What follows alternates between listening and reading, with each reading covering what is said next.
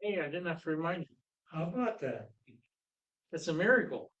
Oh, he's not here. He's in a truck probably somewhere out west. If you want to spotlight me, but when I'm recording, Okay, I over only here. have one. He's a hand. Yeah. What's that? If you click on my icon, come up with picture, then go to spotlight, you'll only have one picture then on the one report. Show me what you're talking about. Right here? Yes. The three dots number right here. I didn't see Fox News like. Oh, that's cool. Yeah. And we want to pin. You've only told me like 12 times. Or you can change spotlight. Yes. Depending on how it's set up, it'll be one or the other. Pin flag. That's what we're going to do that. That way. Okay. Let's go to the end of it. Yeah. But it's backward. What's the first way? Yeah. Click on that again in here first. Click on this spotted on that one so you can pin that. No. No. Okay. Unpin me then. Just right click on that. Unpin that. No, I do. Have you ever gotten to drive that? Not there's a lot of driving. My brother's driven about everything other than right.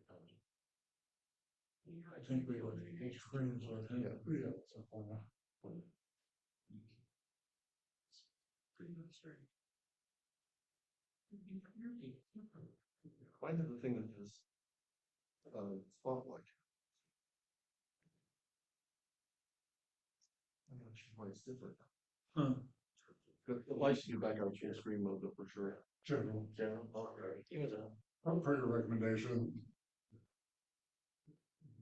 my recommendation. He sat through both tests. Leave that, huh? Because I don't think I'll do the extra. No, that's one you do have to study for. Just a little bit.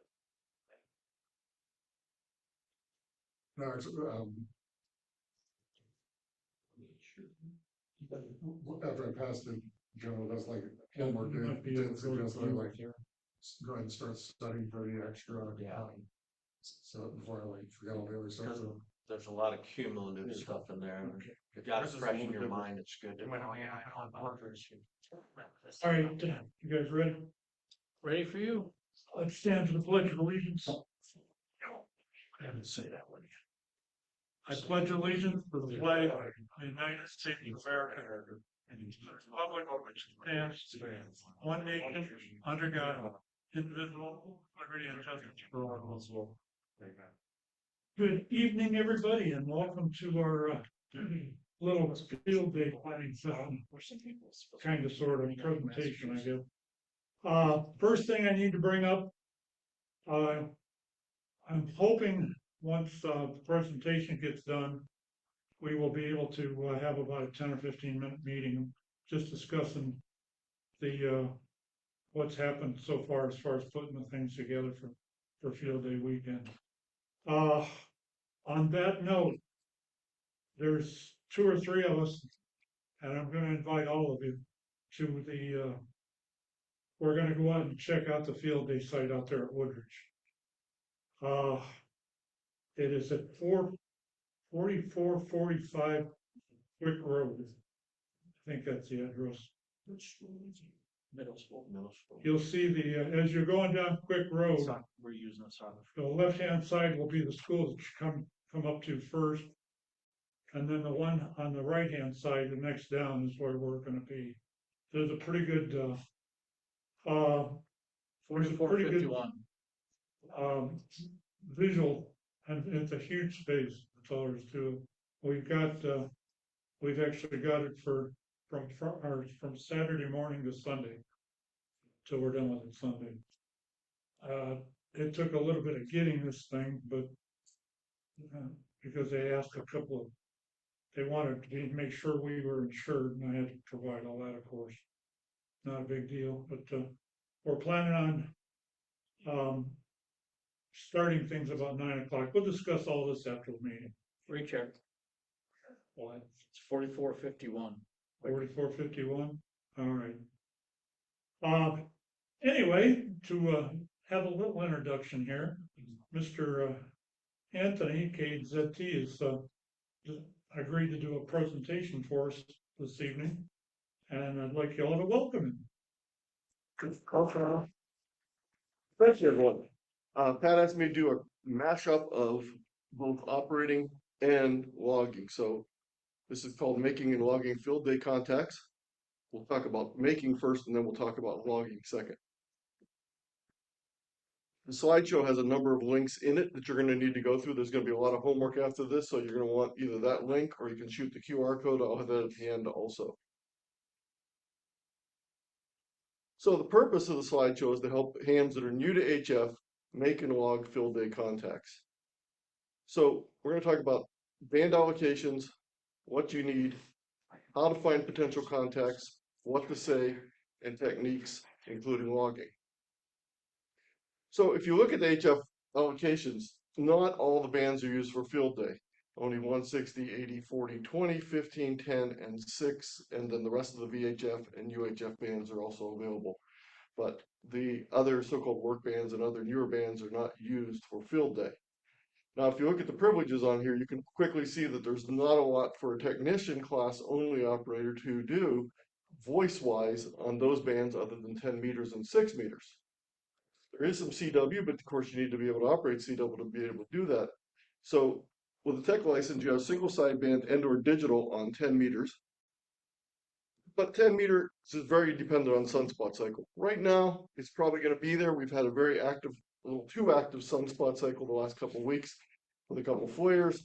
But in about 2 or 3 years, 10 meters will drop off and you won't hear much about 10 meters for another, probably 9 more years, 8 more years. If you want to use the CW bands as a technician, you need to learn CW, and there's privileges on 80, 40, 15, and 10. None on 20, none on 160, and none on any of the work bands. So the bottom line is you probably want to get your general or extra class if you just have a tech right now and you want to operate on the HF bands. But with a control operator, such as a general or extra class control operator, you can get a chance to experience that at field day. So field day is a great learning experience, especially for hams with limited allocation privileges to get on the air and make contacts. You need an HF radio, typically to be a multiband radio. Most of those are 160 through 10 meters. Or you can even use a single band radio if you wanted to, an HF antenna, a way to connect the radio to the antenna, coax typically, and then an input depending on what mode you want to operate. If you're going to operate single sideband, you're going to need a microphone. If you're going to operate digital, you're going to need a sound card interface, and if you're going to operate CW, some way to key the radio. So here's a typical station setup. Don't forget that power that you need. I have 2 presentations on this, so I'm not going to talk anymore about what type of equipment to pick out or how to buy your equipment. I have a whole presentation on buying amateur radio equipment, both used and new. And then I have a thing on antennas called the 10 worst antennas and how you can do better. I also have information on digital because I'm not going to talk about digital contacts tonight unless you have questions on something specifically. And I also have a section on CW because I'm not really going to talk about CW contacts. We're going to focus on single sideband contacts, but I can answer questions on those if you have some later. So that's what you need. The basics of making a contact on single sideband is find a station to make contact with, tune them in. We'll talk more about tuning in single sideband in a moment. Initiate the contact. What are you going to say? And then ending the contact. So the first thing you need to do is choose a band you're going to operate on. And as I listed earlier, those are the bands that are available for field day. And if you're doing this on your own, you need to make sure that you're also staying within the limits of your license. Even though general class have privileges on all bands, they don't have all of the frequencies on each band available to them. There are what I refer to as the donut holes. There's 4 bands that have donut holes, 80, 40, 20, and 15. Have donut holes where, unless you're an extra class, you don't have all the privileges of that band.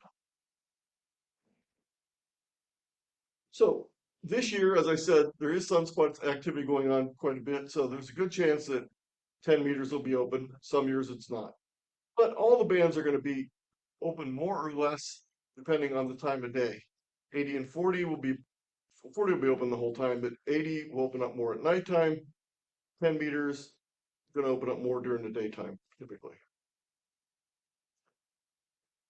when you choose the band you're on, you need to make sure you have the single sideband set properly. Now, a lot of radios automatically adjusted, some do not. The rule is 20 meters and above, upper sideband. 40 meters and below, lower sideband with one exception. 60 meters, which is not used for field day, uses only upper sideband, no lower sideband. So just be aware of that if you do operate 60. You want to set the filter typically somewhere between 2.4 and 2.7. If you make it too narrow, you're not going to be able to hear what people are saying. If you make it too wide, you're going to hear everyone that's talking at the same time, especially on a crowded band. Tune the segment of the band that you want to listen for. Typically, you start at a fairly medium rate, and then you might fine tune it a lower point after that. Field day, the band's going to be pretty full, so you may start off fine tuning from the very beginning and just work your way up or down the band. Unlike FM, single sideband is not channelized, so that doesn't mean the person will be on the all zeros or the 0.50 section. They might be anywhere on that band, so you might need to tweak it a little bit to get them tuned in properly. Tuning single sideband can be tricky, especially when you're doing it for the first couple times. People sound like Donald Duck, they sound distorted, and as you get better at tuning them in, they'll sound a lot better. You also need to understand how the single sideband footprint extends beyond what's displayed on the radio. We'll talk about that in a later section. Two very good videos, one by Colin, M0MCX, on tuning in single sideband signals, and one by Dave Kessler, K8OG, tuning in single sideband. Again, you can watch both those videos as homework.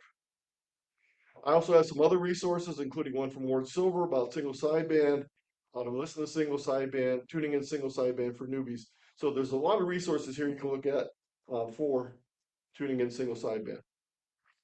One of the tricks with single sideband is, though, your signal extends either above or below what the radio dial says.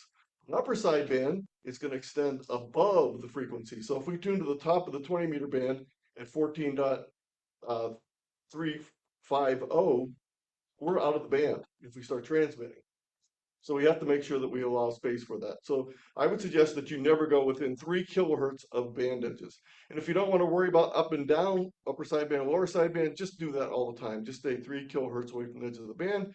It'll save you problems.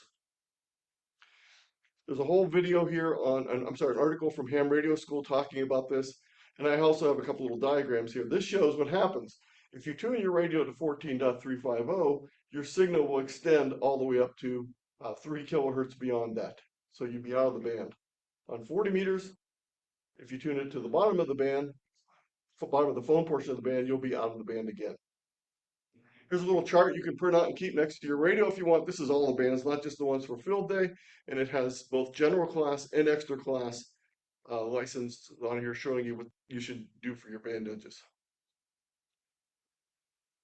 In addition to tuning other people in, we're going to suggest that you start off by tuning other people in, and that's usually when you answer people that are calling CQ. So we're going to listen for people calling CQ, and then we're going to answer. We'll talk a little bit more about calling CQ a little bit later.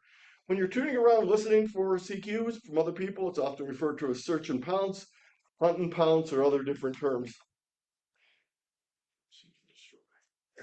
So stations calling CQ that match your criteria, this is not going to be a big deal in field day because everyone's calling everyone, so don't worry about that. Responding to a station. After you identify them and tune them in, make sure you're tuned in on them, then you need to figure out where are they listening. Are they responding to people on the same frequency that they're transmitting on, or maybe they're a little bit higher, a little bit lower? I'm not talking about split like DX stations that do. I'm just talking about some people have a habit of listening higher or lower. Some people listen dead on their frequency. You can figure it out after listening for a few minutes. If everyone that's calling sounds a little bit higher to you than the station answering, you may need to use either your RIT or tune up a little bit and use your X-RIT to move with your frequency. But you want to be where the stations that are responding, you want to put your signal there, not with the station that's calling, because he's the one that's picking the stations, and he's picking people a little higher or lower than his frequency. Also, what type of person are they answering? Well, if there's no one else answering, it's easy. He calls, you reply, he hears you, great. What happens if he calls and 15 people reply? Which one does he pick out? It's not always the strongest station as you might think. If he's listening a little bit higher or lower, he might be picking out a station in that area. He might be always grabbing that first station he hears, no matter how low they are. or how strong they are. He may be delaying a few seconds. Maybe he's a slow typist and he's still finishing up his previous contact. And he's not even really paying attention for that first 2 seconds. So he's never answering the people he hears immediately. He's answering the people he hears later. Or if he has trouble listening in power-ups, he might be waiting until the din dies down and answering the last person. So you just need to figure out what he's doing and do that. If he's only answering the phonetics, make sure you're using phonetics. If he's not answering phonetics, use straight letters. Most people don't do it that way. I would suggest on HF, phonetics are probably the way to go, and I'd suggest using the NATO standard ITU phonetics. I'd also suggest you have a good backup phonetic in case they can't figure it out. I'm Kilo 8 Zulu Tango. If they come back and say that 0 station, I know they busted my Zulu for 0. I can keep saying Zulu over and over again, and they won't figure it out. So I have to have an alternative. So my alternative, if they bust my Z, is Zanzibar. If they bust my T, it's Tango. But I don't use those as my primaries. I use those when I have to get through when someone's having a problem figuring me out. When you respond, it's all about timing and speed. It's just like merging onto a highway. You go too fast, it doesn't work. You go too slow, it doesn't work. And if you go at the wrong time, it doesn't work. I have a whole presentation called Get in the Rhythm, Know the Rhyme, and Dance the Dance. It talks specifically about all these different characteristics. You can see the slideshow or watch the video of me presenting it. Oops, I went the wrong way. So, they answered your call. What do you do next? The first thing you have to determine is, did they answer your call correctly? If they got your call wrong, you're going to need to get that information across to them at some point in this conversation, or it's not going to do any good. You need to make sure they know it's you. You also need to figure out what else they're saying. Well, this is field day, so it's going to be pretty simple. They're going to give an exchange. That's what you're going to do. Let's talk a little bit about getting your call sign right.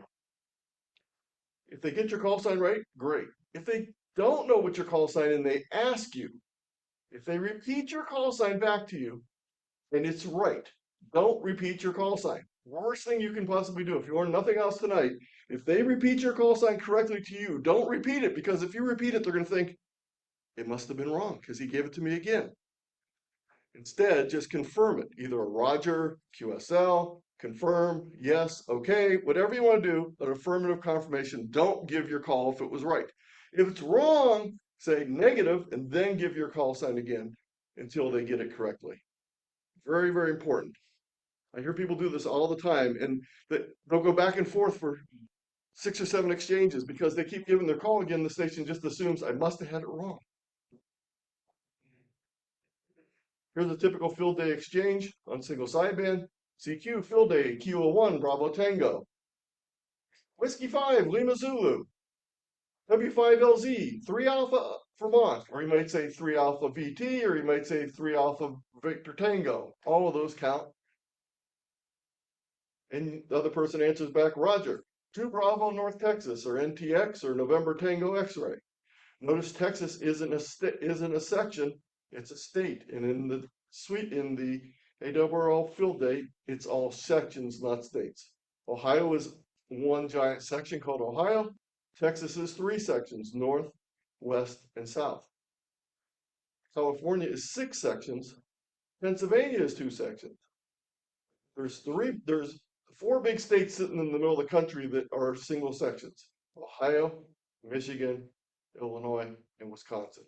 Lots of stations from those 4, and they're all single sections. But the one with the most in its section is Ohio. So Ohio typically has by far the most stations on in its section during field day. This is a little chart. This is not just designed for field day. This is for anytime you're on the air.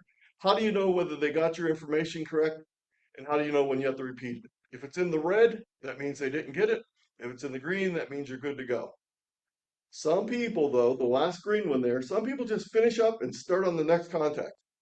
They could say thank you. It doesn't take long. It's common sense, but some people just start up immediately. If everything was going smoothly and they just start up immediately, just assume that they heard you. Hope they heard you. But we need a balance of not just listening for CQs, but also calling periodically.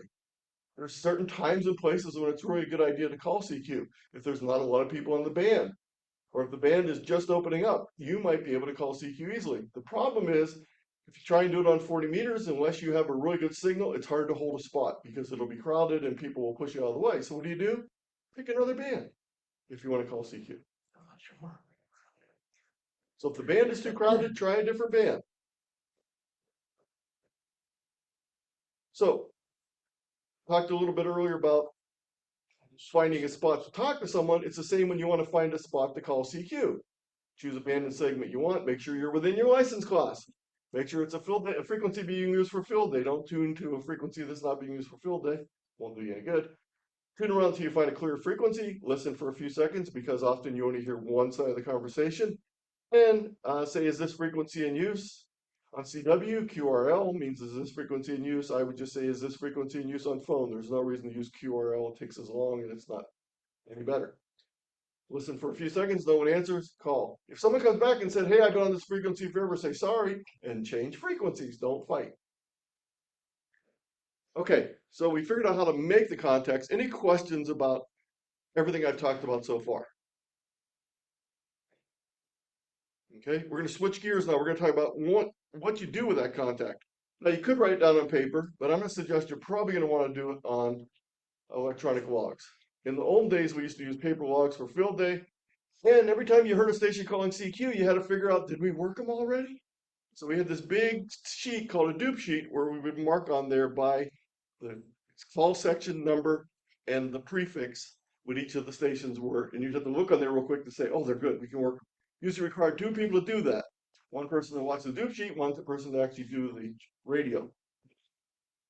The 2 most common programs used for field day and probably for most contest logging are N1MM and N3FJP. There are others out there, but I'm just going to focus on these for right now, and we're going to focus mainly on N1MM because that's what Pat said you're going to be using. But you can take a look at both of these. There's a demo version of N3FJP, so you can try it out if you want to. I have probably 20 different logging programs on my computer because I'm always helping different people with them. So I've had a lot of experience. There's a lot of good logging programs, but I would suggest you want a contest logging program for an operation like field day. Much more efficient. No matter what logging software you're using, you'll get the most benefit out of it if you do what, Keith?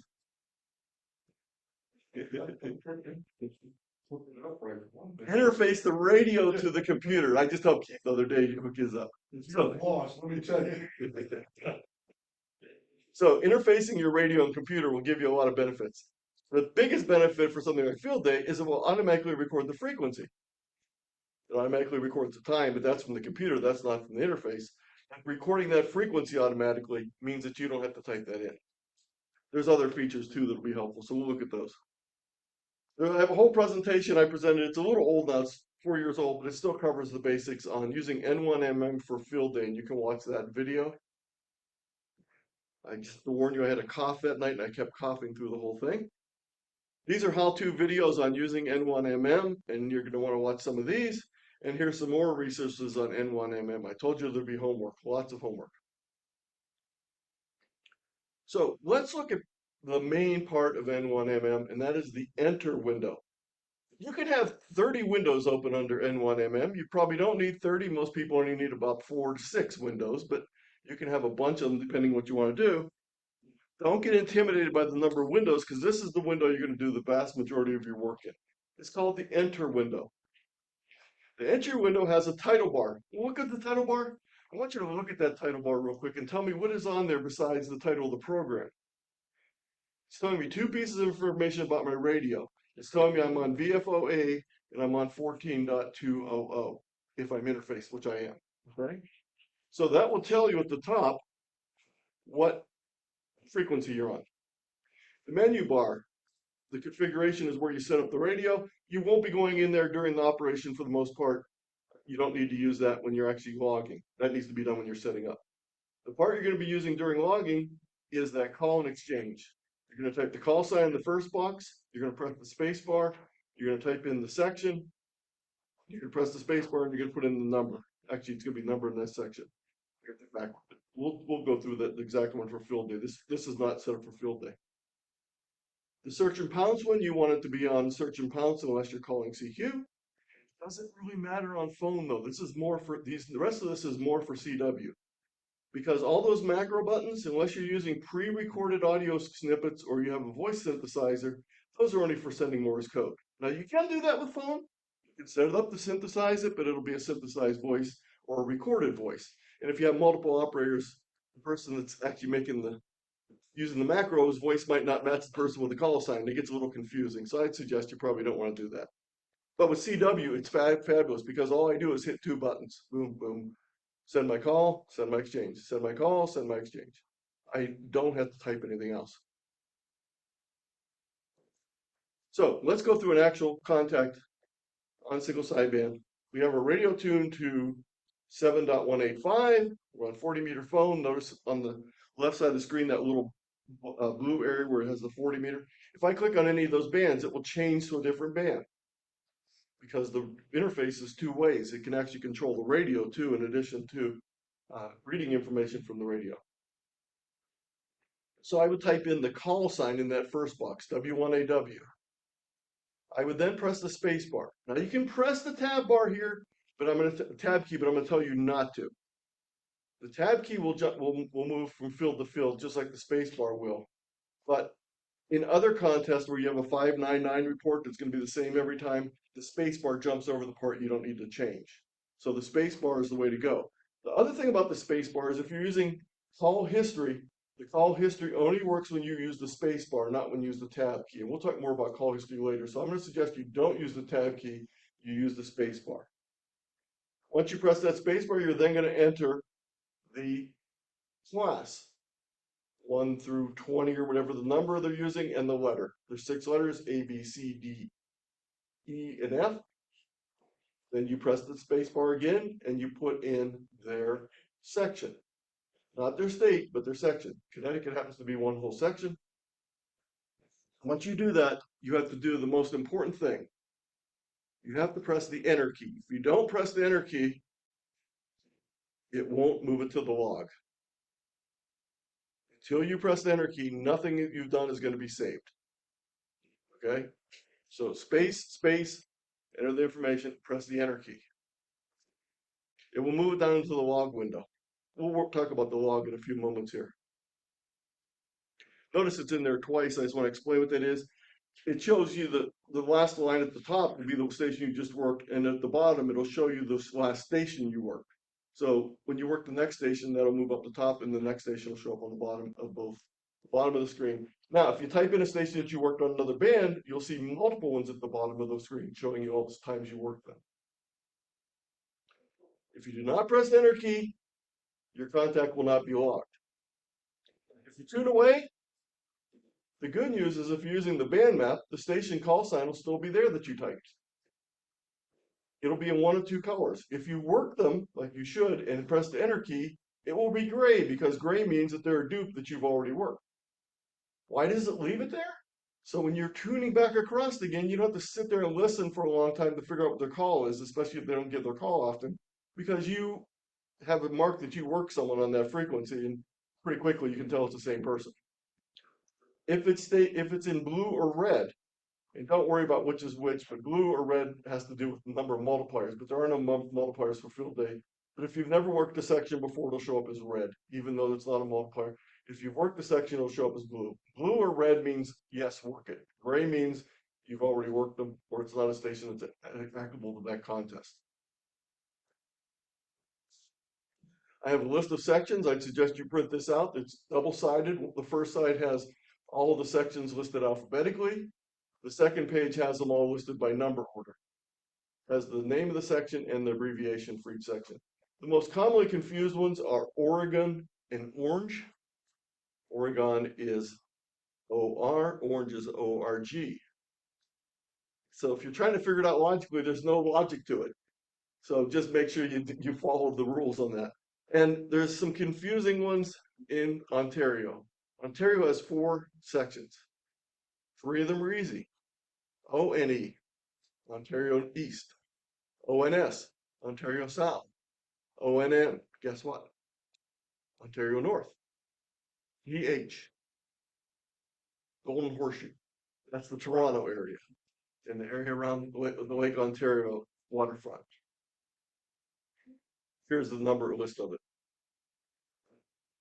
As I mentioned earlier, those colors are more important for other contests. Just remember that gray means you've already worked them. Don't waste your time there. Blue or red means you need to work them. You won't see any greens because there's no double multipliers. But if you're working a CQ worldwide, where there's double multipliers for the zone and for the country, things must be in green. If you know keyboard shortcuts, it can be very helpful. The space bar I already told you to use when you're entering information to the log. The enter key when you're done with everyone. Alternate W will wipe everything out that's in the entry field. So if you type something in and then you realize, oh, that was the other station. It wasn't the station calling CQ, it was the station answering CQ. Alternate W wipes that out. When you do an alternate W, it doesn't leave it behind on the band map because that station wasn't even operating there. He was answering someone there, so you don't want him in the log there. Control spacebar moves between letters in an exchange, but it's actually probably easier to use your mouse. If you get an error message and it won't let you enter, when you press the enter key, it says something like invalid section or some other issue. Check your section to make sure it's right. If everything looks right, do a control enter. It'll force it to enter, make a note, and tell whoever's handling the log, check there's something going on with that particular one and didn't want to enter properly. It's probably the wrong section name is probably where there's a misspelled section name. I have a whole list of N1MM keyboard shortcuts. There's about 50 or 60 of them. You probably don't need to know 50 or 60 of them.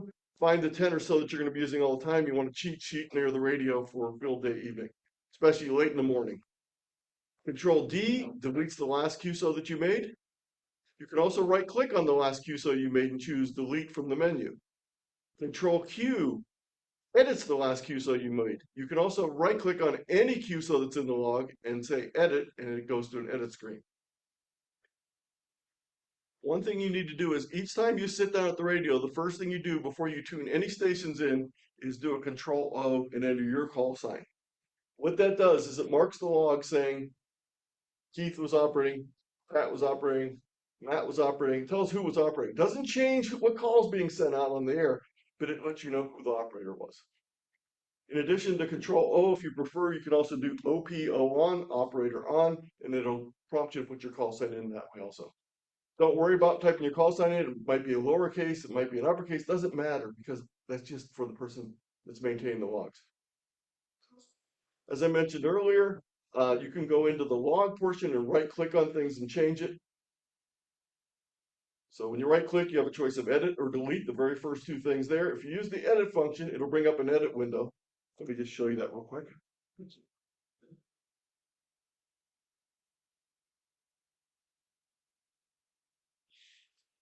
So let's put a call sign in here. 1AW.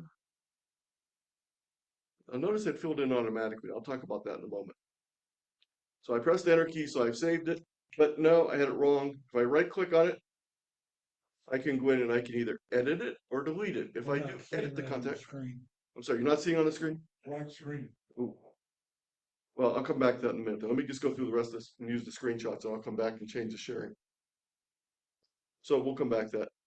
If your radio is interfaced and you have the band map on, you'll see a list of all the frequencies with all the stations. If you're using spotting, which you won't be using at field day, it would show stations that are being spotted. What you'll see on your band map is the stations you've actually entered yourself.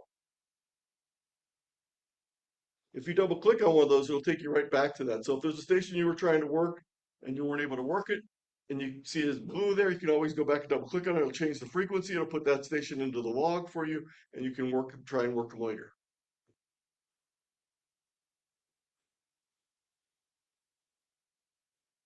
Then there's a bunch of things as far as changing the size and shape of all the windows. If you right click on any window, not the data in the window, but the window itself, it'll let you change things like the font size and other features. There's also something called super partial check or check. This tells you as you're typing in a call sign what it thinks the call sign might be based on previous people that were active in contest. Notice that last part again, previous people who have been active in contest. So if you're not active in working contest all the time, you won't show up in super partial check. So just because the station doesn't show up in super partial check doesn't mean the call sign is wrong. It just means that they're not an active contester. So here's an example. If you start typing in N8I, it gives you a list of possible other stations. The first column is stations that are already in your log. In other words, people that you worked on other bands. That's pretty likely that that's a good call sign because you've already worked them. Doesn't mean it's this guy though, but it just means that that's one possibility. The second one looks at the master database from that list I told you about earlier of active contesters, and it shows you the most likely people. The other one is from the call history of people that worked field day last year. So you see we have a lot of different choices here for N8I. It happens to be N8II, Jeff down in West Virginia, I was working that day, but it could have been any of those. But it gives me an idea what the possibilities are. There's also something called reverse partial check. Reverse partial check doesn't look up a call sign, it looks up the exchange. So let's say you're trying to get the call sign and the guy's not giving his call sign very often, or it's sort of hard to hear. Put his exchange in, press the space bar, and if you have the reverse call check set up, it'll bring up possible stations with that exchange. So I put in WPA and it showed me a bunch of WPA stations. It's not very good on busy sections, but on a section like Delaware where there might be 30 people, or a section like West Virginia where there might be 30 people, or the Virgin Islands where there might be 2 people, it's going to give you a quick idea. Don't trust super partial check by itself though. Always confirm it by hearing it, but it's a good way to get started.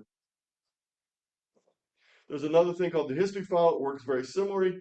It pulls information in from previous years, and that's what filled in that W1AW for me automatically. The problem with the history file though is the history file is based on last year's contest. So last year, maybe W1AW was 4 alpha in Connecticut. Maybe this year they're 3 alpha in Connecticut. So you still need to listen to make sure you get the information. But the history file can also be helpful. So we're going to go through all those things with N1M in a few minutes. I have a couple of the resources I want to show you. This is a beginner's guide to VHF and UHF and a beginner's guide to HF. Each one has 4 sets of sessions, and each session is over an hour long. So over 5 hours of video with everything you need to get started in either beginner in VHF or HF. Also, I just did a field day update for the Ohio section on May 22nd. You can watch that video. I also posted that on the Crooked River Facebook page. These are some other resources, section maps, the sections I already showed you before. There's also a thing on different antennas. You can bring that up. I have a thing here you might want to share at your education table on what is amateur radio. I have posters for a go-to station, posters for youth in amateur radio. And you can get all those resources at tiny.cc/FD-RES. There's a couple great warm-ups for field day. One of them is already over, but the rest are all still here. WPX was 2 weekends ago, and the band conditions stunk, but it was here. I got 99 contacts. The AWL digital contest, if you're interested in contesting with FT8 and FT4, is this weekend. It uses different band segments than the typical FT8 and FT4. So if you're a typical FT8, FT4 user, make sure you go to the website and check the band segments they suggest you use. You can also add those to your WSJTX to be able to jump to them automatically. There is a number of things going on in June, including the June VHF contest. That'll be next weekend. And then on the following weekend after that, there are 3 state and province QSO parties. Kentucky, West Virginia, and Atlantic Canadian provinces.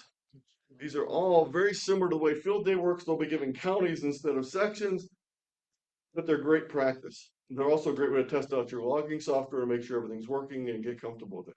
By the way, the best way to learn how to use logging software, get on during a busy contest, find a strong station calling CQ, don't touch your radio again. Sit there and log, pretending you're him. That way you don't have to worry about messing with the radio, you don't have to worry about tuning anything in, you don't have to worry about anything. Just sit there and pretend like you're logging. And make some mistakes and go back and edit them, go back and delete some things, and you'll get really good at logging without having the pressure of operating at the same time. If you're interested in contesting, I have a slideshow and a video recording on an introduction to contesting. I also did an AWRL learning network class. It's 5 modules. If you're an AWRL member, you can go there and take that class called Introduction to Contesting. And there's also a book by Doug Grant, K8ZT, that's pretty good on contesting. General logging, in addition to N1MM for contesting, you probably want a general log, a comprehensive log, and I talk all about that in this presentation. I also have another one on things to test your station ahead of time, using things like reverse beacon network, online software-defined radios, and other things to check to make sure everything's working before you go out and operate.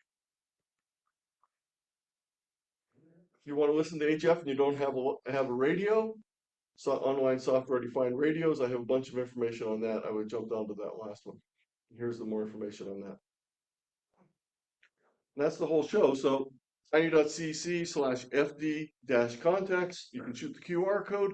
I'll leave that up there for a few seconds. And then I'm going to switch the screen to N1MM. And I'm going to go through actually working with N1MM software. Before we do that, though, any questions on anything I talked about so far? I do have something. Yes.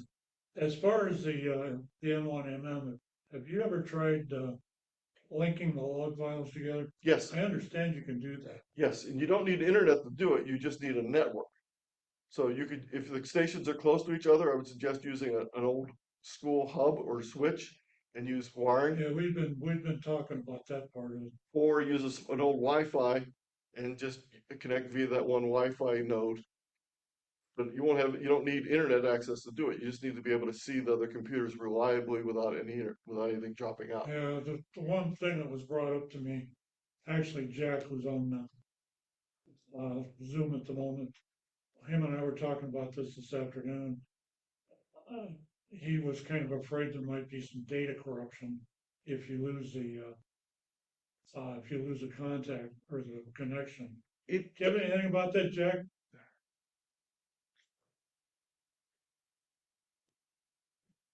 Hello, Jack. It's not typical. Jack fell asleep on you.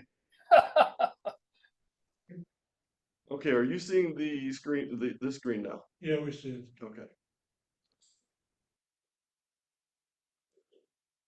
Okay, so let's talk a little bit about N1MM. I'll come back and do that in a minute. Let's just exit that. Okay. So here's the screen. I have 1, 2, 3, 4, 5, 6 windows open. You don't need this one that's open at the bottom because that's Telnet. You're not going to be getting spots from Telnet, so we can close that. You really don't need the score window open, but it's fun to see how many contacts you made. But so these are the 5 I'd suggest you probably have open. We have the enter screen. We have the band map to the right of that. We have the log below that. You can put these anywhere you want. You can resize them. This is the super partial check that I talked earlier, the checking tool. And this is the score. So let's put someone in here. Let's put K8ZT in here. Press space bar, and it puts in my call history. Now, the good news is I'll be 2 Bravo in West Virginia again this year, so that works. So I can just hit enter after I finish working, and that's it. I'm done. Let's put NAOQP. And he was 1 Delta in Ohio last year, but you know what? He's not 1 Delta this year. He's 1 Bravo this year. So we could come in with our mouse, just change this to 1 Bravo, and press enter, and it's fine. Let's put someone call. Give me some. We'll put keys called KE8 TQR. I press spacebar, nothing filled in because there's no call history. Don't worry if that happens. That just means that they didn't work filled in the last 2 or 3 years with their call sign. They might have been at a station working it in a group, but their call sign wasn't one of the stations on the air. When you're getting that call history information that comes in, just be aware that you need to still double check it with what's on the air. Okay, so let's say Keith's working from home, so he'd be 1 Delta in Ohio. If someone answers your call and they don't know what their classification is, ask them, are you at home with commercial power? If they say yes, they're 1 Delta. Are you at home with emergency power? 1E, 1 Echo. Ask them where they live. Hopefully they'll know if they're in a state with multiple sections, but you might have to figure it out depending on what part of the state they're in. Okay, so let's say I really didn't work Keith. I found out he didn't hear me. He went on to work someone else. I want to delete him. I can do a Control D, and it warns me, do you want to delete the last contact you made? I'm going to say no for right now. The other way I could delete it is right-clicking on it. Go to delete. Again, it's going to warn me. Are you sure you want to delete it? I'm going to say yes. Okay, now I'm tuning back down the bands again, and you know what I hear? I hear W1AW, and they're not 4 alpha. they're 3 out, 4, I mean, they're not 4 Foxtrot, they're 3 Foxtrot. So I can just come in here and I can click right on that 4 and I can edit that with my mouse and keyboard. Or I can bring up the whole QSO with a right click and edit the whole QSO. If you do this, it opens up this little entry window. After you make changes, you must hit the update button or your changes will not be applied. If you just close that window, the changes will not be applied. But here you can change anything you want.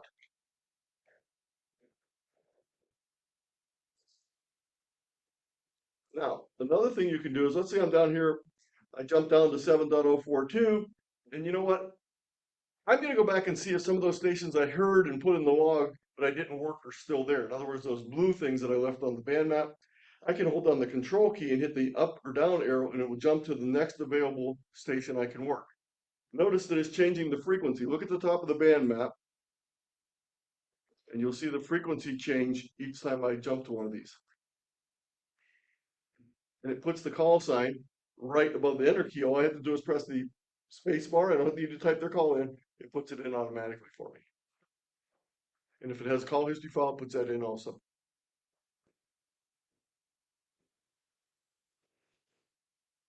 Questions? Yes, Yes. I'm used to seeing the two windows, the main one and the one below it, the log. What are the two to the left of that? This is the partial check, Okay, and this is the score. okay. What is the one to the right? That's the band map. That's the band map. Yes. How do you open those? Yes, you can open any window you want by going to Windows and then pick the one you want. So let's close the band map for a second. Okay, And let's reopen it by going Window, Band Map. all right. And you can drag these windows around. You can resize them. You can do all sorts of things with them. I have to play more with it. Yes. Do that or we'll be calling you every half hour. That's okay. That's not a problem at all. Other questions or comments? Other suggestions I left out? What I happens don't when you smell leave the it. key down on the radio? When you hit the key down on the radio, you mean like when you fall asleep with your head on the key on CW? Just No. keep sending dits forever? Something fell on my microphone. Ah, Somebody found his own cue, his own corner. One other question. Yes. Anthony. You were mentioning those codes where you put 0 in so they can change operators. well, it's not a 0, it's Control O. Control O. Yeah, watch what happens. Control O. Would you be doing that on like a DX station, which is changing operators? Yep, yep. So in other words, it's still the same call sign, but you just got a totally different. All that is set in a different place. This just tells you who is in front of the screen. Okay. So I would type in my call, K8ZT, and it's in lowercase, doesn't matter. Okay, and then a few minutes later, Pat sits down and he needs to put his in. Wait, log this station. I actually worked one station while I was there. Let's get that station logged. No, I didn't do that. Let's figure out what I did wrong there. Okay. Okay, so Pat sits down. He can either do a control O again or he can type in off on. Notice it gives the same window when I press the enter key. Something else I've noticed when I'm listening to stations, they will just say CQ. They won't give their call sign, and they'll do 3 or 4 people in a row. And I have to sit there and listen. It's extremely annoying, and it doesn't speed up their speed in a lot of cases because people are all listening, and it gets really annoying. That's why the band map's nice, because if you've already worked someone there, you don't have to sit and listen to that guy for 20 minutes because you already have an idea what his call sign is. And the nice thing is, if you go back and click on that, it'll show you what his exchange was. So you'll know, even if he's not giving his call, if he's just giving the exchange, that's probably the same guy. Don't be that guy. Yeah, don't be that guy. Give your call sign at least once every 3 at a minimum. You know, it's just as easy to say QRZ, give your call sign. But I understand if you don't want to do it every time, but 3 or 4 is about the most you should be working before you give it. It's especially annoying. I have a hard time understanding some of them because they say their call sign way too fast. Mm-hmm. And they're so adept at giving it. The letters just blend right together. My hearing is not as great as it used to be since I'm older. And I have to sit there and listen. And If it's any consolation, they're probably losing QSOs because of that. they think they're doing it a faster way to get more QSOs, but they're probably in the long run losing QSOs because the casual operators aren't going to hang in to work them. It's not, the people that are really serious about the contest build, other people say, I'll find someone I can work easier. I'm not going to listen to this guy for 20 minutes. And it's the same thing on CW when sometimes when people run two letters together in their call sign, you can't figure out what in the world it is. It's like there's no CW character that has 8 things in it. You know, there's ones that have 5, there's ones that have 4, 3, 2, 1, but there's none that has 8 characters. And that's just because they're running 2 letters together, and you know, it makes it very hard to figure out.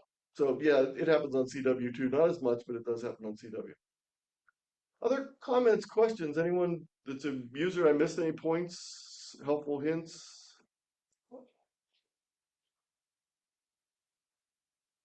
The most important thing about field day is to learn things. And the way you do that is getting on the air and operating, getting on the computer and logging, and spending time helping other people learn things. So that's the goal. It's not really a contest. Scores always are nice to compare, but in the long run, it's the operation and how successful it was isn't the points, it was the experience of the people there. And if you learn something new at field day, that's really great. And if you teach someone something new, that's even better. So that should really be the goal of every field day station out there operating. And get off of 40 meters and go visit other bands. We've turned into a stupid 40-meter only contest where you call on single sideband and 15 people come back to you, but up at 10 meters, which is open, you call and one person comes back every 10 minutes. There's no reason. It's just bad habits. So spread out, use all the bands. I always try and make at least one 160 contact, which is like pulling teeth in the middle of the summer, especially if it's very noisy, but some years I'm not successful, most years I am. I will be operating 2 Bravo, that's 2 radios. I'll be 2B, 1B, 2 radios, 1 operator. This side will be FT8 and FT4. This side will be either phone or CW, depending on what I'm operating at the time. Probably about a mix of about 70% CW and about 30% phone.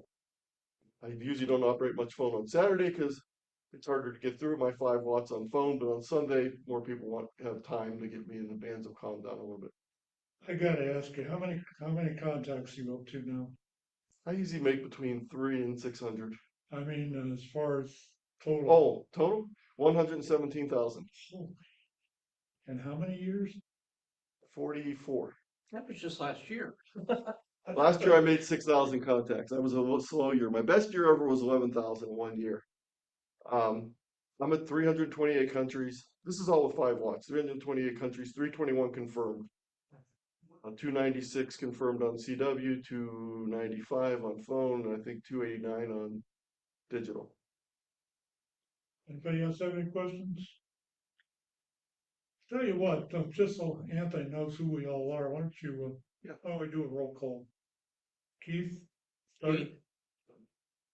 K8 BSA, Former. former BSA.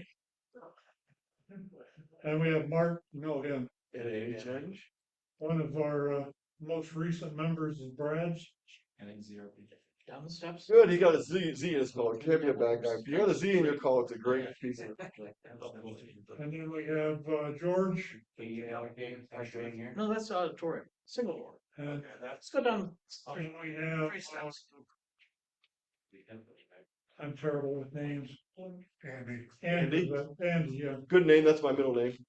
K8ZT. TNZ, another Z, good. Got 2 Z's, you're off to a good start. And then we have Bob. KF8CCY.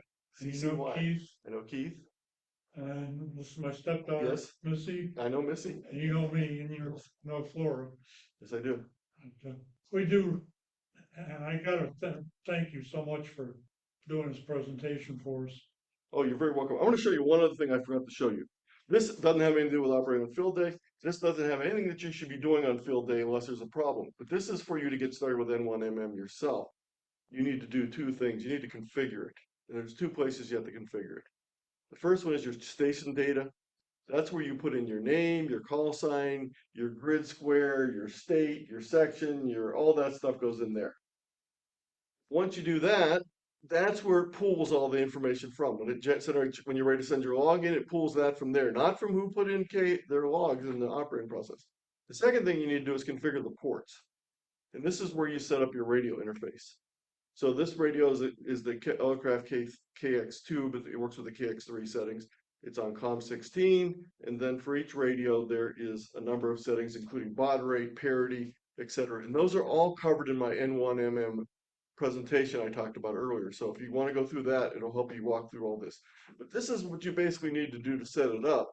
And once you get it set up, then you can do practice with it and start using it and get better at it. But that's the two basic things for setup. And there's one set up over here. Like, Okay, very good. If it's all right, I'd like to use your, the tiny CC Yes, on our actual. please go right ahead. You put that and put all the one with the resources too. Okay. We will do that. Yeah, all my, and if you want more information, this is probably not gonna work, but we'll see whether it comes up. Did it come up blank? No. Okay, good. So if you go to the last slide in the presentation, which I didn't go to, it has this link right here, K8ZT, tie.cc K8ZT-P. That'll take you to a page that lists all of my presentations, including the one I just did today. It's up there now. But so all of them have slideshows, or most of them have slideshows, and many of them have videos that other clubs have recorded. I don't record any myself. But tiny.cc K8ZT-P. Let me put that up. You can shoot the QR code for that. Oh, I don't have a QR code on that. I'm sorry. And there's a whole beginner section. There's a buying amateur radio equipment, call signs, contesting, clubs, CW and Morris, Long Island CW Club, which I'm a member of, DXing, field day, food, FT8 and FT4, general information, HF, history of broadcast radio, interviews, logging, operating, QRP, QSLing, portable operations. The Rat Pack group, which I'm a committee member of, has sessions every Wednesday and Thursday.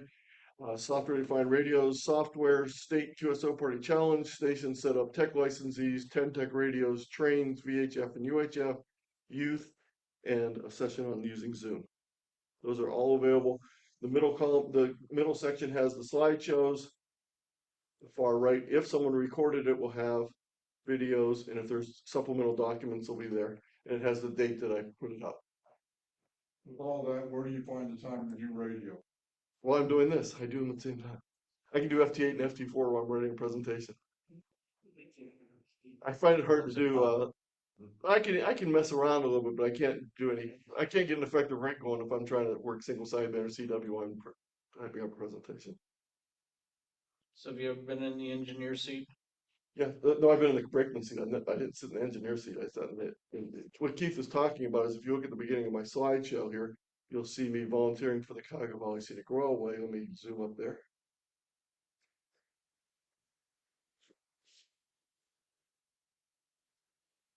I would suggest if you haven't ridden it, you should. It's nice, it's a nice ride. Never been on it, have you? I have. So this is, we don't have steam every week, but we had steam for 2 weekends, the last weekend in April and the first weekend in May. And we also had monsoons, but that didn't matter. We still had sessions. And I got to wear my red uniform instead of my black uniform because I was the steam MC at the station greeting everyone. But I volunteer as a trainman on the train. This is my shack in the picture there. And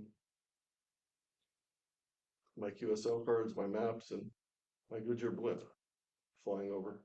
You can't really read it in this picture, but it says CQ, CQ, ZT in the white bar. I got the old style 1980s white bar versus the new one that they have now that doesn't even show up. You can't see it except for the letters themselves. Before you could see the lights when it wasn't real dark. Anything else? Anybody? Let's end it with a good question. Yes, You said the blips a minute ago. yes. The June 3rd was the 100th anniversary of the first launch. Test flight.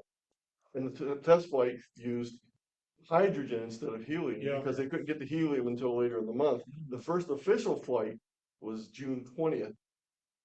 That's what did the Zeppelin in. Yeah, What was the name of the bird, or what was the name of the blimp? the blimp was Mayflower. Pilgrim. Mayflower's the second one.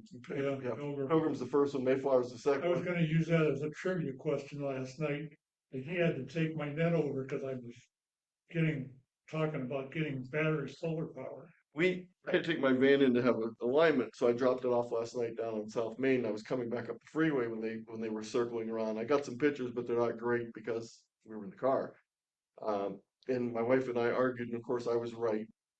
She insisted that the gray repainted blimp is the one from California, and I insisted no, that's blimp number one from Ohio, and it was number one. I really like the yellow tail on the gray blimp. If you haven't seen it yet, it's really impressive. Um, Oh, and let me show you I'm not going to be using this for field day because I'm at a cabin in West Virginia for field day. We're going down near the New River Gorge, but this is my new Potomobile. It's not, well, I shouldn't say it's new to me. It's not new. It's rather old.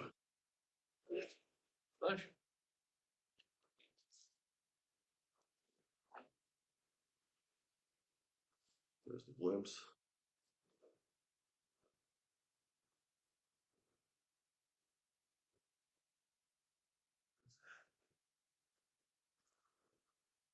So it's a 2000 Ford Connect. And I built someday the band was stunk so much during the CQWPX that I went out and built the table. That's how bad the band was. When he goes, "You're going to face the contest," I said, "I'm not getting anywhere fast."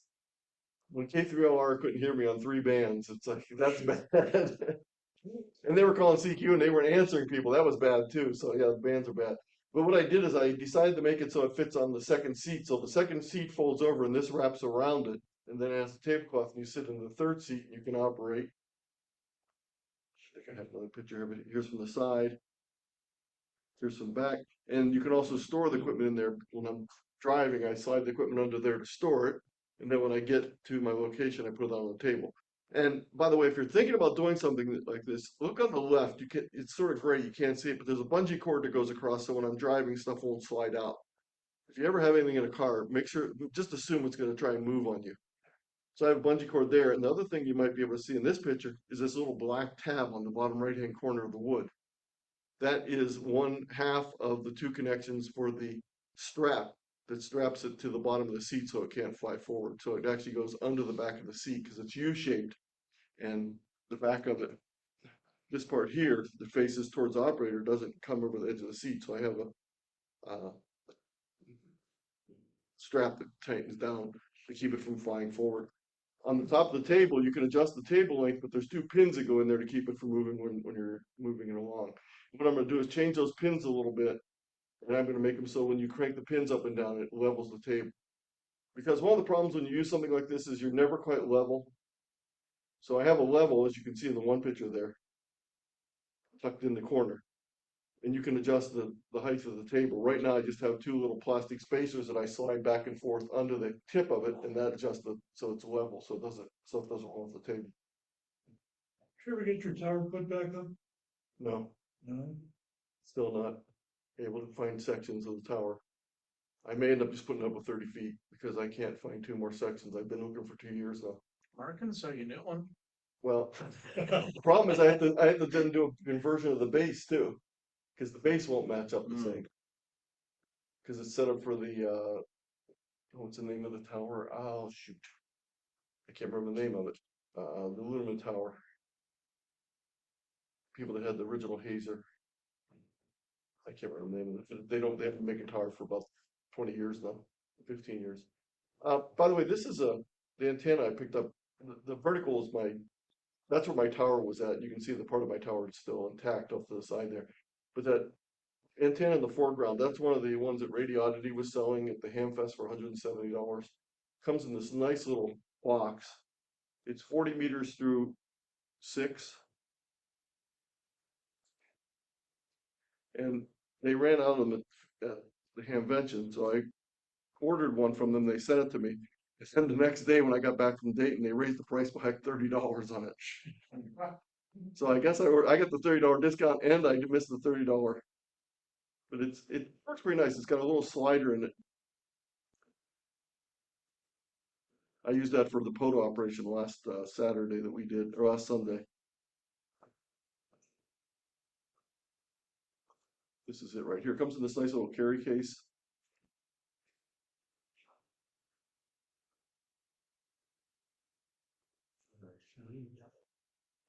And it's got a coil that slides underneath there that can't get that slide up right. There's a coil underneath. There's a slider underneath this coil that changes. Oh, it's on top of the coil right here, I say. Slides up and down to adjust the impedance. Okay. Thank you, Anthony. Well, you're very welcome. Nice job. That's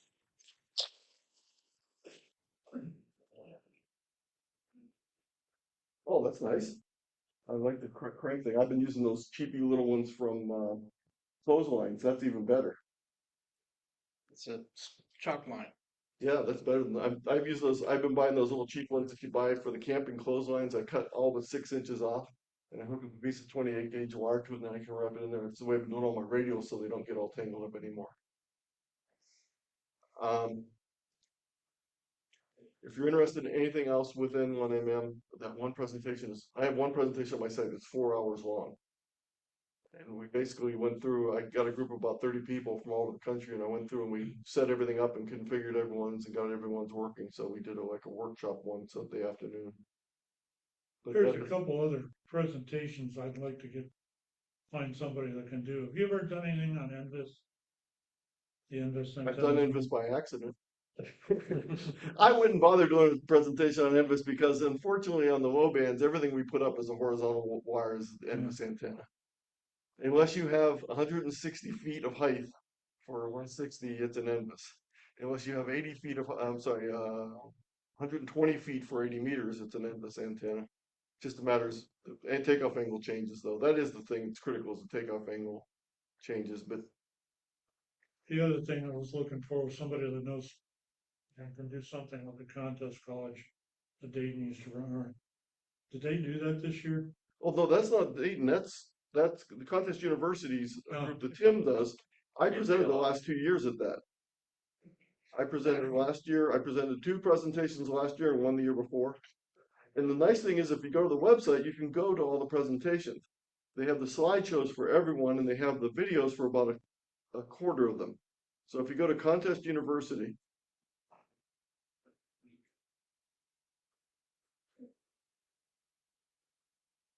close some of these other windows here.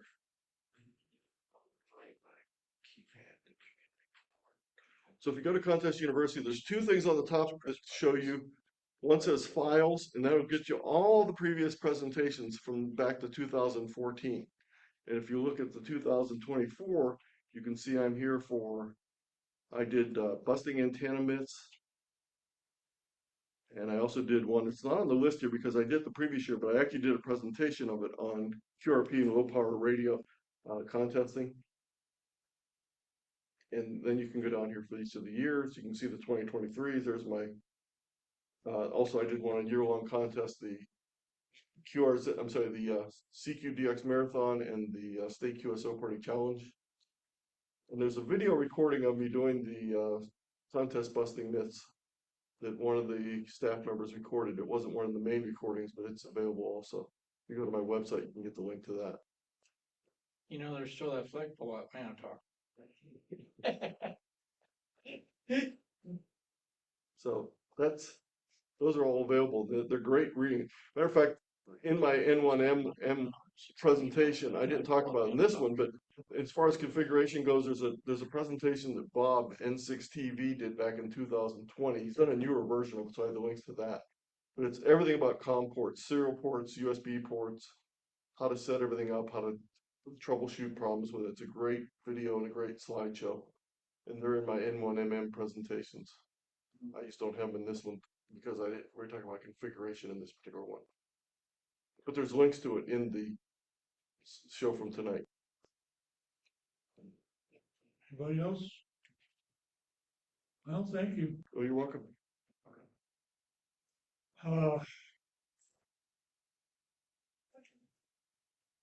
I think I may have said this before, but I am planning to go to the Woodard site this Saturday at 2 o'clock if anybody wants to all of us out there. I think it's time we go out there and look things over and determine where exactly we're gonna put things. Jack, can you hear me now? Yeah, I can hear you, Pat. Okay, what did they say, what did, the guy tell you this afternoon about the grass and can we use, if we could use the, basketball hoops for the basketball thing, did you talk to him about that?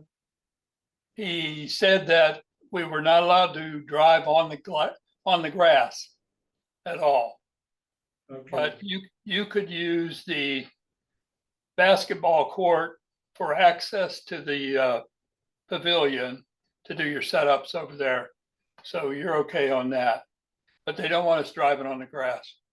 well, I kind of figured that anyway. All right, I appreciate you finding that out for us. Any other questions about field day? I think I'm hoping, I hope you're still gonna run all most of the days up Saturday, Mark. Yeah, I'll be there. I'm off Saturday, next Saturday. This is our Jim Berry. Right there is Jim Berry. He worked on Who's your- one frequency last year. Who's your CW up? Really here? We're We gonna didn't run one we're last just year. gonna run digital. I haven't found anybody to run CW. Anthony, what are you doing fourth Saturday of? Third Saturday. Bravo, West Virginia. I was gonna say, Anthony, are you? Oh, you're gonna lie the points to us. It's 2 Bravo, West Virginia. I was gonna say, are you going away now or are you still going out there? Because your anniversary was right at that. No, that's Jim Miller used to have the anniversary on. No, my anniversary is Yeah. in July. Jim Miller, I know. And Jim Miller had the field day anniversary weekend. That was Jim Miller. No, It's up here. The Lake Great. It's the third Saturday or the fourth Saturday. No, it's the 27th and 28th. it's the fourth, it's the fourth, it's the the fourth last Saturday. full Friday. It's always the last full Friday of June. The last full weekend, I should say, of June, not the last. Yeah, weekend. it's the 27th, And this year's the fourth weekend. Yes, this weekend is the fourth. 27th and 28th, I think. Yes, it is. Well, it's just two, it's just one, it's just the 2 days, but you can start setting up on Friday. Yeah, we're gonna set up the morning of this year. Just so we don't have to have people sleep. Well, that's the big problem with setting up ahead of time is watching stuff. Yeah, that's what I was afraid of too. I don't wanna, if we set up on Friday, we'd have to have somebody there overnight. Last year when I was Attend this chairperson, field the one for Seafark, we did, we set up on Saturday morning too. Also, last year was the Somebody that's gonna work. unbelievable heat, so we actually Yeah. didn't set up as much stuff because we were really worried about people being out putting up. So we only set up 2 masts instead of 3, so that meant we ended up using more verticals than we did horizontal antennas, and we had. No, that's pretty much what we're gonna do here too. Yeah. We're gonna have a vertical for every station, which is probably gonna be a DX commander of some sort. And then we'll run, How many stations you can run? we're gonna run 5. But I think it would be easier just to, we'll have the horizontal wires for standby in case we just get watered or something. As far as intermixing and all that. But I think we're gonna, we're gonna be in such a place that I just think it's. I'm hoping it isn't gonna interfere with much. Anyway, anybody else have any questions? Comments, suggestions? Can we have him back? Can we have you back? Yeah. It's just not the end of the month. You can find me, you can find me somewhere 2 to 3 times every week. I'll be presenting somewhere. I passed the 600 mark sometime this last year. I lost track at about 400. I'm taking the summer off, though. I'm not going to be doing my Long Island CW talk. I typically do one every Tuesday night for the Long Island CW group, but I'm going to take the summer off from that. But typically, I'm somewhere 2 or 3 times a week. There's one group in England I've done over. I think I'm getting close to 20 presentations for just the one group in England. I feel like I'm a club member. I've seen the one when you're talking about N1MM. I've done a number of them. And I even put together that beginner series on HF that I did that with Dennis Kidder, W6DQ, who I never met until last year at Dayton. It was the first time I ever met him in person. We've been working together for 5 years on stuff. And we put together that one on HF beginners, 4 sessions. And then we got requested to do it in England, so we did a UK version of it because they have different privileges and different licensing. So we have a UK version of that. And then they requested a UK version of the VHF UHF one, which I did with Marty Wool N6VI. And I made a VHF UHF for UK version one also. So I had to learn things like we talk about HOAs.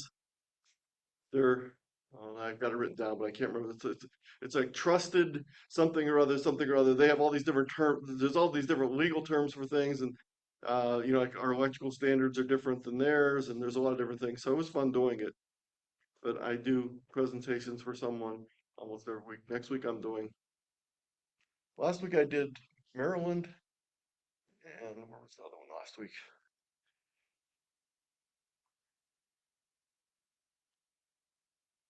Somewhere on the 18th. I can't remember where I'm at. It all blurs together, huh? Well, as long as I know at least 10 minutes before it starts, so I can. It slows down a little bit during the summer typically, but I'm doing the IEEE move group. I'm doing the online tunable SDRs next Wednesday. I'm sorry, June 18th. That's 2 Wednesdays from then. Then I don't think I have anything before field day. I think I'm on a break for a little while. Yep. You've been following any of the FCC stuff that's been going on? Like delete and all that crap? It's crap. I, We don't have any control over anything that's happening. So there you was can write all some- the comments you want. I don't think it's going to make any difference what comments you make. I think we're way down low on the totem pole, but that doesn't mean we could get chopped down like every other tree. So I don't know what to say on that. I'd say that the situation is unknown. The fact that they didn't move in I think we're 7 years now into the proposed technician upgrade that they proposed. And they had the comments on, it's been 5 or 7 years since that came out. I think it's been 5 years for that. They have moved on that. The way we're doing the licensing in the US is stupid and crazy because the way they do it in the UK, when you get a beginner's license, they don't limit what frequencies you can use. They just limit your power you can operate at. So the new hams, which is called a foundation license, they get access to all the bands. So they're not deprived of the HF bands. They just have to use lower power. And VHF and UHF over the last couple of years, I'm not sure how much anyone operates. I'm not talking about repeaters, although they're way down too. But like the VHF UHF contest, a lot less activity than there were just 5 or 10 years ago. A lot less. Maybe this next week in June, maybe that'll be a good week. I would get on there and try it. If you operate FT8 on 6 and 2 is a good thing to do during that contest. And there's not much other FT8 activity on 6 and 2. I'm sorry, on 2 meters, other than during the contest. But there's not a lot of VHF UHF going on. And that's where we're still pushing all the new technicians. We'll be doing classes again, October. We'll do technician, then we'll do general in January, and we did an extra class in March this year, March through May. So if anyone's interested, it'll be on the Cuyahoga Falls site when we do it. Somebody do a CW class? If you want to learn CW, join the Long Island CW group or the CW Ops group. I'd suggest either one or both. The Long Island CW group is easier to fit into your schedule because they have 120 classes a week or something like that. They're not all beginners classes, but there's at least 20 beginners classes every week. And each week, the way they teach it, they use the same 3 letters in every class. So let's say I can go Monday morning this week, but I go Thursday afternoon next week, and I go whatever. I'll get the right order of letters, no matter what they call a carousel, where they circulate all the way through. There's no starting point. You can jump in anywhere you want. You get 3 letters at night, and then they just keep building on that over time. It's $30 for a 1-year membership,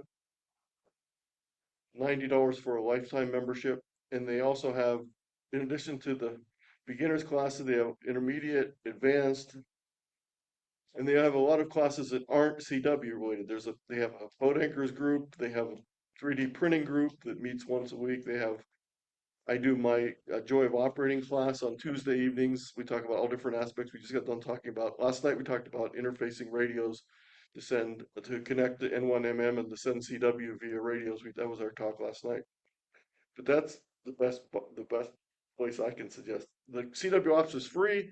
You get assigned a small group. They start up twice a year. So you got to wait until they do their startup for the new classes. It's free. But both groups are good. And if you're interested in CW, I would join one of those groups because when you're working with other people, you'll advance a lot faster. As a beginner, what do you need to have in your shack? A way to make CW, and it can be the side tone of your radio, or it can be a code practice oscillator. Because what they do is after they teach you the letters, for part of the class, they'll have you send the letters to the other class members, so it's practice that way. So that's all you need. Just need and they have their own app that they give you access to. It's an online app that you can use on your phone, you can use it on a computer, and that's how you practice during the week between the sessions that you attend. You can attend any sessions you want of the 120 or whatever classes each week. And you're always welcome to even listen to faster classes, to listen classes that aren't CW instruction. I think it's a really good group. I'm on vacation though for the next 2.5 months for my session. I think there was a club in the area that's doing. The Maslin was. Yeah, Maslin was. Maslin was doing a class, and I think, if I remember right, I think Alliance did a class last year, and Canton's done some in the past. The problem with those is you have to wait for it to start. You have to go there. And you still need to do the practice in between. So whatever one you're doing, you need to do the practice in between. The thing I like about the Long Island CW group is you join today and you start today. There's no waiting to get started. What's that? You can do it in your own time. You do it in your own time. You can attend as many classes. Instead of going to 1 class a week, you can go to 10 classes a week if you want to. And there's I think there are about 6,000 members in the group from all over the world. They even have sessions. There's sessions that take place on different times. So if you're a night owl or something like that, you can attend the classes in Europe. They have a London calling classes in the morning, and there's a class in the late afternoon in Australia. So I've talked to I've presented to the London calling group before. So, but if you're interested in CW, that's where I would go. It's on my bucket list. Well, the good thing is if you sign up, then it gives you a kick in the bucket and you start right in. Right after I get done getting N1MM taken care of. Oh, don't wait for that. Get the CW done first. Because then when you use N1MM and you can press the macros to send it, it really makes it fun. My wife loves when I'm doing CW contests because she doesn't hear anything. I use headphones for both CW and phone, but on phone I have to yell because I got to speak into the mic. So she doesn't like when it's a phone contest, like the CQ Worldwide phone. 48 hours she hides, she goes off. I can do the 48 hours of the CQ Worldwide CW, and she can sit right next to me and never hear me, other than a little, occasional little click of the keyboard when I hit the keys. Gotta get one of those silent keyboards. Oh no, I want to be able to hear a little bit. I need some feedback. And then if you really get bad, then you fall asleep and you lean on one key and it just keeps sending the letter over and over again. Or keep your radio down. The first trick is when you start, there's a whole thing with contesting. If you're trying to work full 48 hours and you're not, like you're old like me, it's not really possible. What happens is you start hallucinating before you get to the point where you fall asleep on the key. But when you start thinking of the exchanges as actually physically handing something off like in a relay race, then that means you're starting to get a little early. Yes, yeah. I gotta hand this to him, you're pushing it with your hand, I gotta give him this exchange. Yeah, then it's probably time to take a nap because your productivity level goes way down. You start making like one contact every 20 minutes and you think you're moving fast and you're barely crawling along because you're like zombied. Question, you mentioned listen and pounce. Which do you prefer, listen and pounce or just getting into one position and just sending CQ? Depends on the contest. With my 5 watts, I tend to do a lot more searching and pouncing because it's hard for me to hold a frequency in a busy contest, but I'll be calling CQ during the Ohio QSO party. and I'll call CQ during the OSPA that parks on the air. So sometimes that when I'm a good multiplier that people want, I'll call CQ because I'll get more response. If it's a contest where the heavyweights just pounding all the bands and I can't get a thing in edgewise, I'm a pretty good search and pouncer. I can move quickly and get a lot of multis. In certain contests, it benefits you to get a lot more multis. Other contests, it benefits you to get a lot more QSOs. Now, if you can do both, that's even better, but it just depends on the contest. What you're comfortable with, what you enjoy. My wife always thought one day I was calling CQ the whole afternoon. She couldn't figure out why I was calling CQ the whole afternoon because I was operating the W1AW portable 8 and I was running 100 watts and I was calling CQ the whole time because I wanted people to come back to me. There was no reason for me to search and pounce. I was doing it on phone and she was getting a little annoyed. Mine can't hear me, so I'm good there. And it was weird too because that super partial check, I was using N1MM. These were all Japanese stations. I was on 17 meters.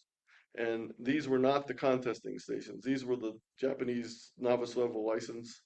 So they're not in the database at all. And every Japanese station has a 2x3 call sign. There's a few exceptions, but none of these people had them. These are all 2x3 calls.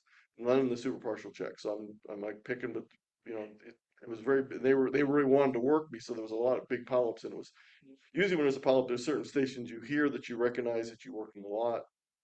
If you get into contesting, you'll start remembering other people, and that's one of the really helpful things. Like, let's say the contest, you get a multiplier per states, and some states are harder to get than other states.